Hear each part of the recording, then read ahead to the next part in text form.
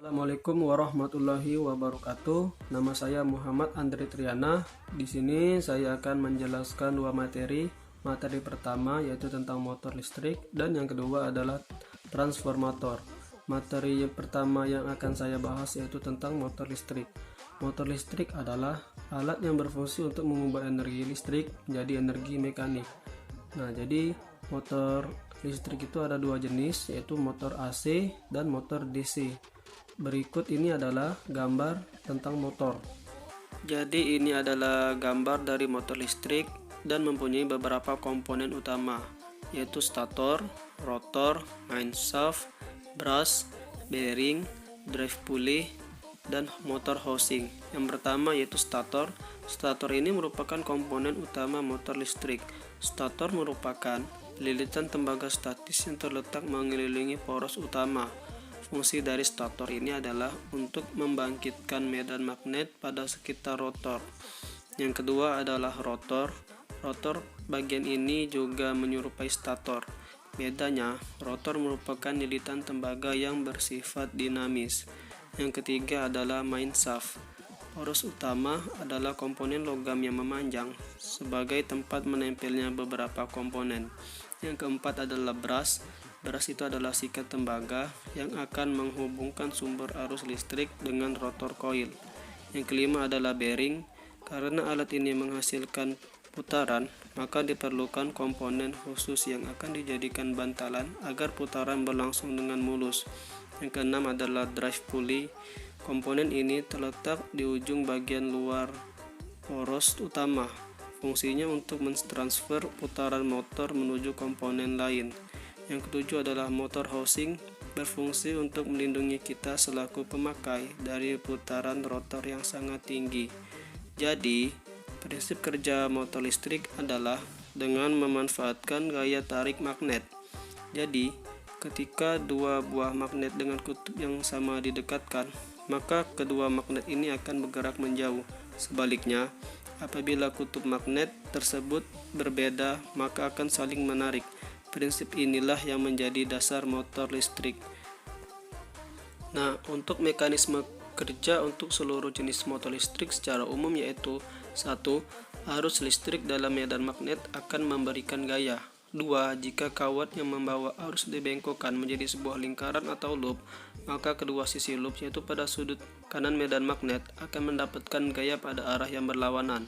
Yang ketiga, pasangan gaya menghasilkan tenaga putar atau torsi untuk memutar kumparan.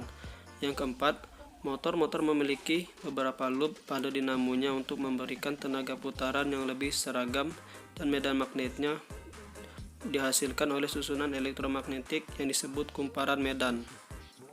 Jadi, dalam memahami sebuah motor listrik, penting untuk mengerti apa yang dimaksud dengan beban motor, yaitu beban yang mengacu pada keluaran tenaga putar atau torsi sesuai dengan kecepatan yang diperlukan. Beban umumnya dapat dikategorikan ke dalam 3 kelompok. Yang pertama yaitu beban torsi konstan, yaitu adalah beban di mana permintaan keluaran energinya bervariasi dengan kecepatan operasinya, namun torsinya tidak bervariasi. Contoh beban dengan torsi konstan adalah conveyor. Yang kedua adalah beban dengan torsi variabel, yaitu adalah beban dengan torsi yang bervariasi dengan kecepatan operasi. Contoh beban dengan torsi variabel adalah pompa sentrifugal dan fan.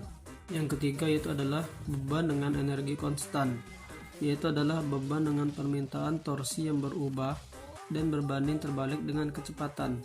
Contoh untuk beban dengan daya konstan adalah peralatan-peralatan mesin. Kemudian masuk ke materi yang kedua yaitu tentang transformator. Transformator atau sering disingkat dengan istilah trafo adalah suatu alat listrik yang dapat mengubah taraf suatu tegangan AC ke taraf lain.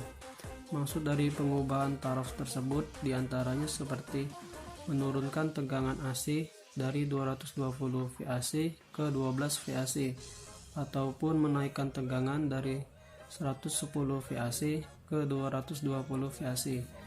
Nah, jadi ini adalah gambar transformator dan prinsip kerja transformator, yaitu sebuah transformator yang sederhana pada dasarnya terdiri dari dua lilitan atau kumparan kawat yang terisolasi, yaitu kumparan primer dan kumparan sekunder.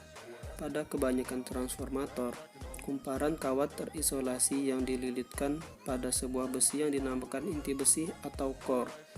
Ketika kumparan primer dialiri arus AC atau bolak-balik, maka akan menimbulkan medan magnet atau flux magnetik di sekitarnya.